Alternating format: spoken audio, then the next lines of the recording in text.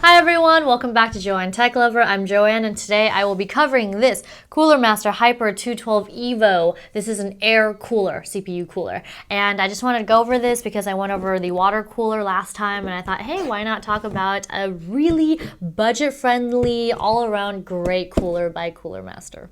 First, let's cover some of the specs that are listed on the box. So on this side, for the CPU socket compatibility, Intel socket LGA 2011, 1366, 1156, 1155, 1150, and 775. Those are tiny, tiny letters. Anyway, and as well as AMD socket FM2+, FM2, FM1, AM3+, AM3, and AM2. Now let's scroll down. You get a 120mm fan with PWM connection. You get a fan speed of 600 to 2000 RPM, airflow of 24.9 to 82.9 CFM, as well as noise level is the 9 to 36 decibel. And this is a long life sleeve bearing fan with a life expectancy of 40,000 hours. Now let's take a closer look at what you get with the manuals and the accessories, all that good stuff. Here. Okay, here is the short guide on how to install everything, what all the parts are called. This is in English. And then you get a few thicker manuals in different languages. I really have no idea what language this is. And another one, yes. Anyway, they're Russian? I have no clue. Anyway, and you also get, of course, a warranty guide. I love how they just scrunched up these papers. Now let's see what you get in the bag.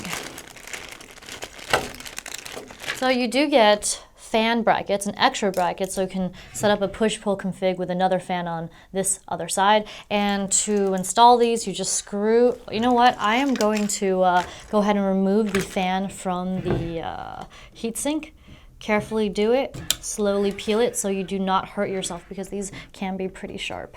So here is the fan, the 120mm fan, Cooler Master. It's got this kind of like semi-transparent look to it, but here is the bracket. So you just put the brackets on and then you screw it in, and they've also included this rubber padding here for you, so to help reduce the noise from the vibration and whatnot. So in addition to these fan brackets, you also get an extra set of these feet. I guess I call them feet, rubber pads. And inside here, you get a set for just the LGA 2011 socket.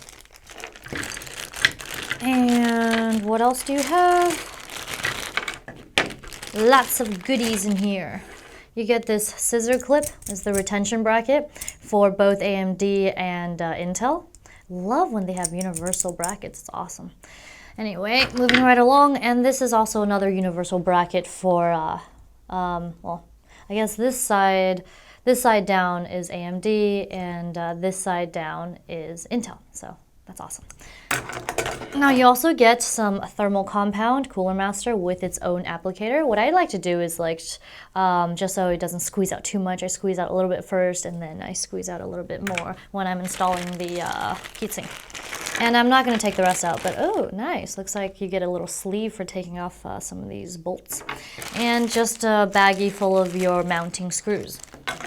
Now for a closer look at the actual heatsink. So, first dimensions, from the tips of the U-shaped copper heat pipes down to the very bottom, it is 158.5 millimeters, and across the top 120 millimeters, of course, and thickness wise it is 51 millimeters. Now if you add a fan onto that, that would be 77 millimeters, and if you add another one, just tack on another how thick is it, 25?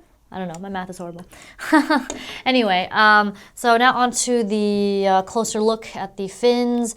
So you get these aluminum fins. Like I said, do be careful when you're handling them, especially when taking out the fan, because you can cut yourself. I've done that many a time when I've handled these types of air heat sinks, CPU coolers.